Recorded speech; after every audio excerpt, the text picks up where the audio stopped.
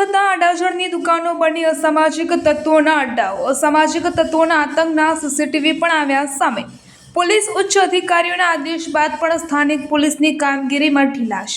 Surat police કમિશનરનો કડક આદેશ હોવા છતાં પણ સ્થાનિક પોલીસ જાહેરનામું પાલન કરવામાં અસમર્થ। થોડા સમય પહેલા જ સુરતના અલગ અલગ પોલીસ સ્ટેશન હદ વિસ્તારમાં જાહેરનામાના પાલન બાબતે સ્પેશિયલ ડ્રાઈવ યોજવામાં આવી હતી।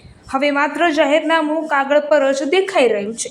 પાલનપુર જકાત નાકા વિસ્તારમાં સામાજિક તત્વો બન્યા બેફામ। દુકાન પર આવેલા અસામાજિક તત્વોએ વસ્તુના પૈસા ન આપવા દુકાનદાર પર કર્યો હુમલો। અસામાજિક તત્વોએ બોચી પકડી દુકાનદારને બહાર કાઢી 6 તમાચા માર્યા। દુકાનદારે પોતાનો સ્વ બચાવ કર્યો, પરંતુ અસામાજિક તત્વો દુકાનદાર પર તૂટી પડ્યા।